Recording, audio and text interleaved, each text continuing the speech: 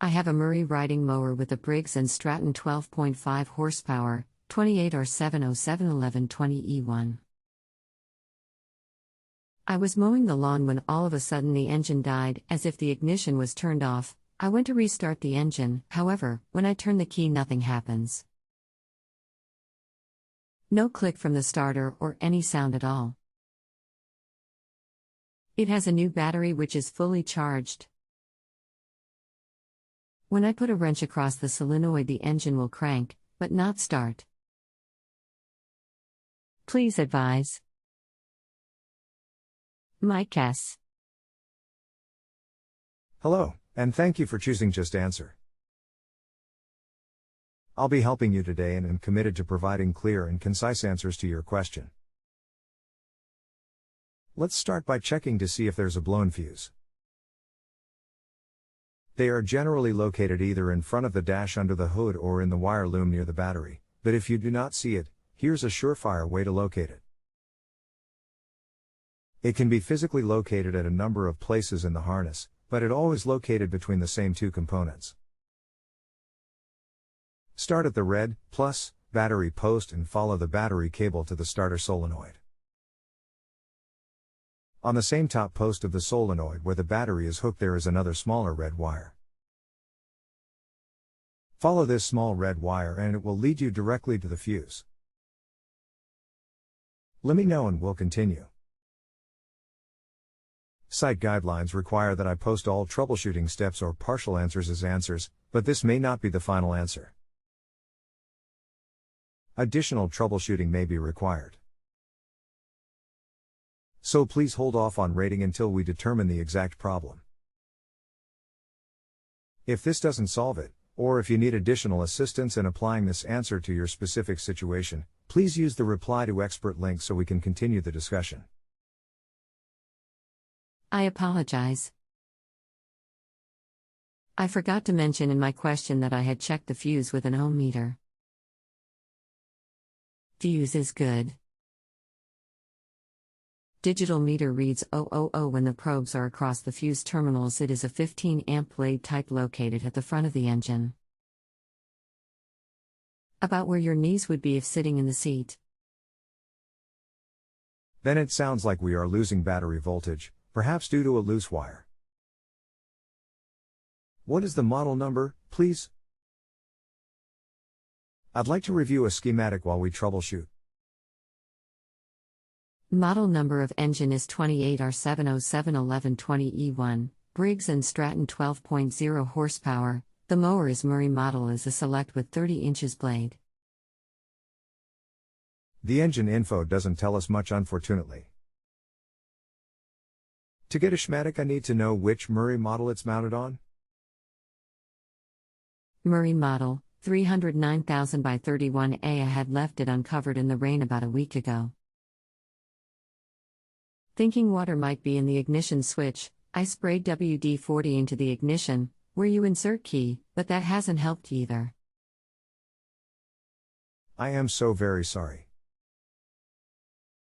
Had a bit of an emergency crop up on my side that required immediate and full attention. Let's start with the schematic. Since you are cranking and not starting, I was expecting to probably see fuel shutoff solenoid on the carburetor, but it's not indicated on the schematic. So that would indicate either a starting or grounding problem with the engine. So we may have more than one problem to chase down here. But let's start with the electrical. At the base of the solenoid is a small orange wire plugged into a connector. Please take a jumper lead and connect it to the large top post of the solenoid on the side leading to the positive battery terminal. On this top post there will be a large red wire going to the battery and a smaller red wire going to the fuse and key switch. Connect this wire down to the small terminal at the base with the white wire. If it doesn't crank, the solenoid is bad. If it does, the solenoid is good and we keep troubleshooting further into the cranking circuit. Let me know, please. Site guidelines require that I post all troubleshooting steps or partial answers as answers, but this is certainly not the final answer yet. Additional troubleshooting will be required. So please hold off on rating until we determine the exact problem. Please use the reply to expert link so we can continue the discussion. Okay, Rick, thanks for your help so far. It's getting a little dark outside here right now, so I think I'm going to call it a day on this. I'll get on this first thing in the morning and report back to you tomorrow morning. Thank you. Have a great evening. Here's some additional information that may help. Always check the ground cable from the battery to the frame to make sure that it's connected at both ends with no corrosion or rust that would be preventing good contact.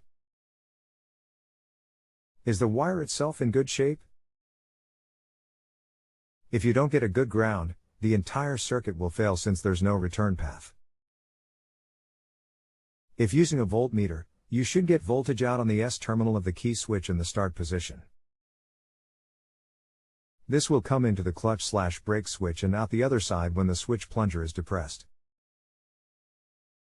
If you have voltage in, but not out of the clutch/brake switch, then that switch is bad. If you have voltage out, then again with the S terminal in the start position, plus the clutch/brake switch plunger depressed, you should get voltage into the deck switch and out of it when the deck switch plunger is depressed. From there, with the key switch in the start position, the clutch/brake switch plunger depressed, and the deck switch plunger depressed, you should get voltage to the small energizing terminal of the solenoid with the white wire. Wherever you get voltage in, but not voltage out, what's between the 2 points is the culprit.